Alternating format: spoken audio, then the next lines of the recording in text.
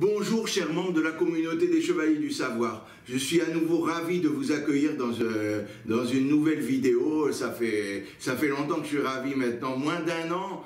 Mais avec le nombre de vidéos qu'on a fait maintenant, la chaîne marche bien, il y a tous les jours de nouveaux abonnés, je vous remercie encore de votre fidélité. Et là, je suis encore ravi de vous accueillir avec un nouvel auteur très intéressant, Philippe Aurel-Leroux. Vous allez bien, Philippe? Oui, merci, Michael.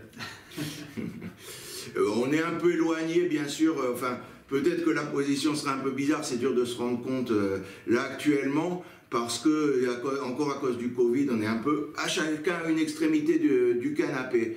Vous pouvez nous parler un peu de votre parcours, Philippe?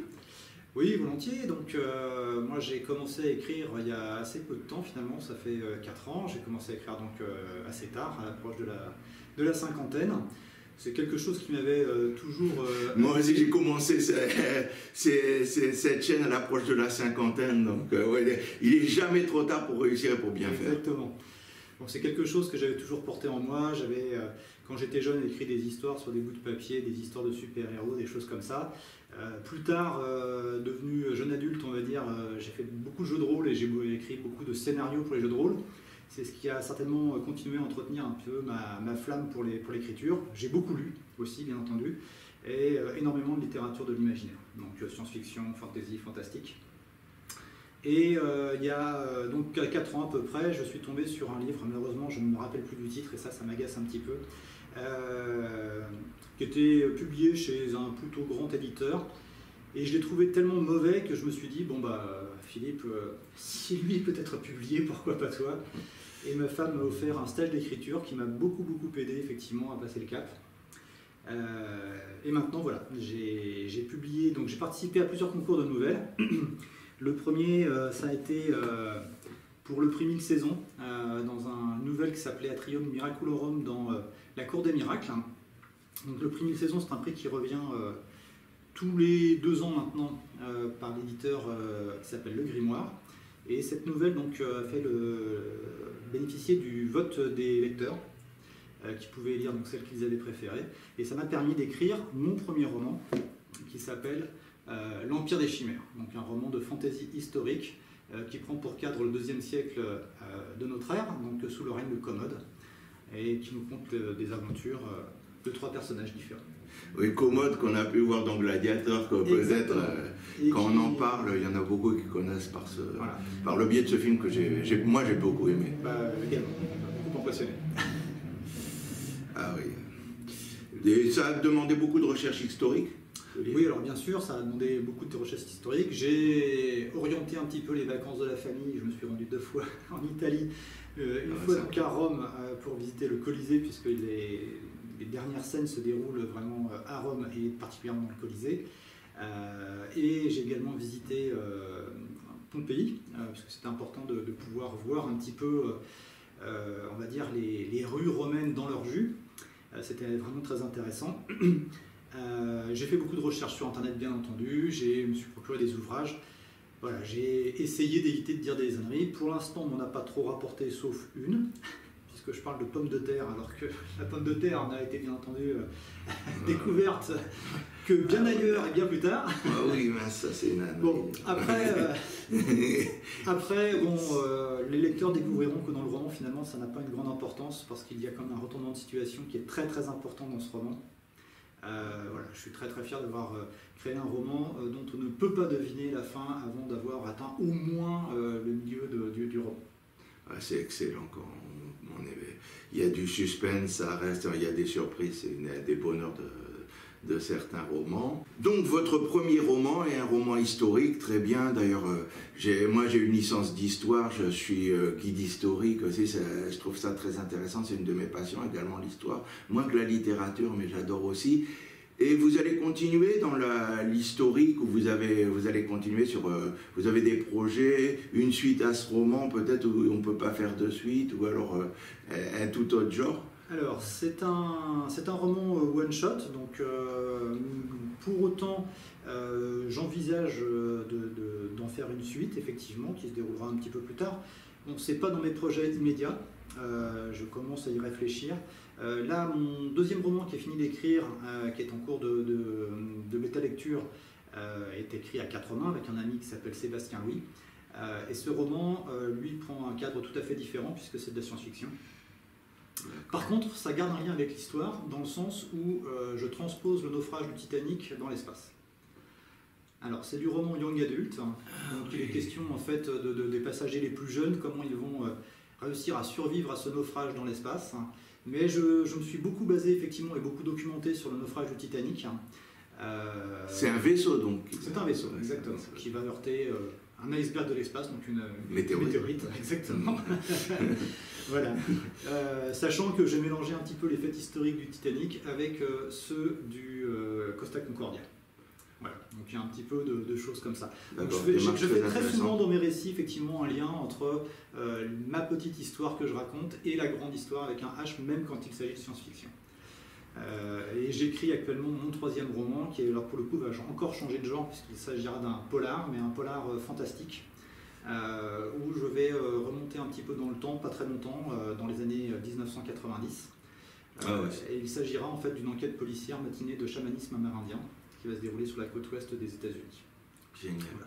Et pourquoi plutôt cette période des années 90 Alors, originellement, ça vient d'une nouvelle que j'avais écrite pour l'anthologie Tomber les voiles, dans lequel j'ai écrit une nouvelle qui s'appelle Bison Blanc, et j'ai créé un personnage qui s'appelle Dakota Pangorn, qui enquête sur la mort de Kurt Cobain. Il ne s'appelle pas comme ça, il s'appelle Cobb Curtain dans la nouvelle, mais c'est bien lui dont on parle. Et c'est un personnage qui m'a vraiment beaucoup plu. Il s'est un peu créé en dépit de ma volonté, il a pris beaucoup d'importance pour moi. J'ai créé une autre nouvelle avec le même personnage, et j'ai vraiment envie en fait, de créer un roman à partir de ce personnage-là, et également donc, de tout l'univers amérindien, parce qu'il y a beaucoup de choses qu'on ne connaît pas forcément en France et en Europe sur la condition des Indiens encore aujourd'hui. J'ai beaucoup de découvertes en faisant ces recherches et j'ai envie d'en parler effectivement au travers d'un polar. C'est génial quoi. En plus vous aimez vraiment votre personnage, c'est bien quoi. Un tel sympathie, une telle osmose entre le créateur et son personnage. Très bien, ben, il ne me reste plus qu'à vous demander où on peut vous retrouver sur les réseaux sociaux, peut-être pour vous suivre. Oui, bien sûr. Donc, on peut me retrouver Philippe Aurel Leroux sur Facebook, vous allez me trouver sans problème. Philippe Aurel sur Instagram. J'ai un site internet, donc philippe-aurel.fr également. Et je voudrais quand même vous parler d'un projet qui me tient à cœur, qui va sortir à la fin de l'année, donc début décembre normalement. C'est le projet qui s'appelle une anthologie qui s'appelle Maudit Molu. Alors maudit comme la malédiction, les mots comme les mots qu'on écrit, et donc lié à la lecture. C'est une anthologie qu'on a créée avec un collectif qui s'appelle les Métaphores, une espèce de métaphore sur la métaphore et les temps forts de la vie. Et qui vise à contribuer à lutter contre l'illettrisme. C'était un sujet qui nous paraissait important en tant qu'auteur. Et on s'est associé avec une association qui s'appelle l'association Clé. Compter, lire, écrire, ce sont les initiales de cette association qui est basée dans le Val d'Oise. Et donc nous allons publier cette anthologie qui va contenir 13 textes qui parlent toutes de l'illettrisme. Et le sujet qui est très important, c'est qu'en fait on a demandé aux apprenants de cette association de faire la sélection finale en fait, des nouvelles, parce qu'on voulait être sûr que les textes écrits par les auteurs, qui ne sont donc pas des illettrés, traitent bien du sujet de l'illettrisme. Voilà. Et donc on a 13 très beaux textes qui seront publiés donc, à la fin de l'année. Très bien, ben ça nous tient, enfin sur la chaîne ça nous tient à cœur aussi parce qu'on veut répandre la culture et beaucoup la lecture puisqu'on soutient les auteurs auto-édités ou dans des petites maisons d'édition qu'on ne trouve pas en librairie. C'est aussi important justement bien sûr quand on s'attelle à cette cause de vouloir répandre la culture, la lecture. Il ne faut pas que les gens soient illettrés, il faut lutter contre ce fléau. Je vous remercie de votre combat. Ben, je vous remercie du vôtre parce que c'est vrai que faire connaître les auteurs assez peu connus, qu'ils soient publiés ou auto-publiés d'ailleurs, c'est quelque chose qui est vraiment admirable et c'est public, on va dire. Merci beaucoup. D'ailleurs, on fera très bientôt, on va passer sur la chaîne normalement si tout se passe bien, si il n'y a pas de problème technique avec les montages, une discussion très intéressante que j'ai eue avec Pauline Desson, qui est revenue sur la chaîne pour parler de l'auto-édition. Ça vous en apprendra un peu sur l'auto-édition. On a prévu d'en parler beaucoup parce que voilà, il y a des problèmes, genre tout le monde s'attaque à... Je dirai dans la vidéo, vous verrez, la vidéo passera peut-être même la semaine prochaine.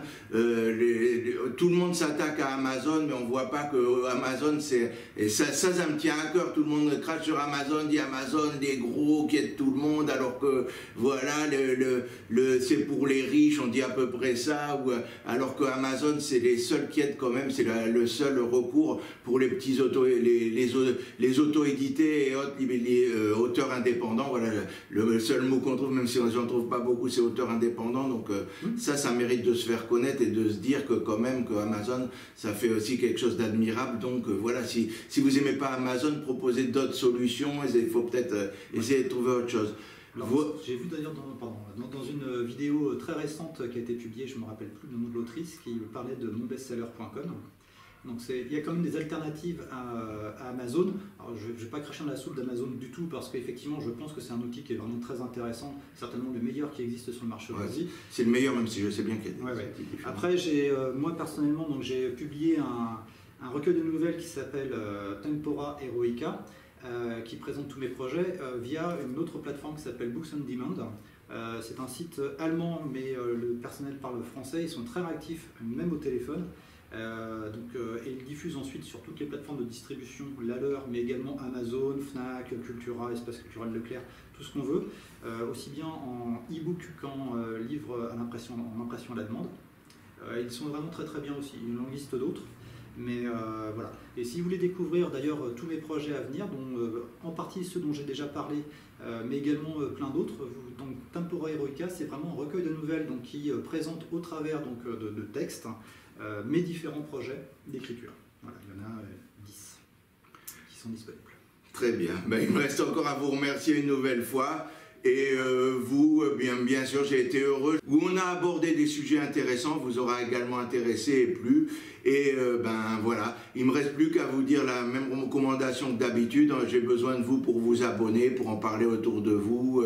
On ne pourra pas faire beaucoup plus, tellement on fait déjà pas mal, j'espère, mais on n'a pas encore d'assez gros moyens. Le meilleur moyen, ce serait d'être monétisé. Pour ça, je compte sur vous. Alors, comme d'habitude, abonnez-vous et à bientôt pour une prochaine vidéo. Merci à tous.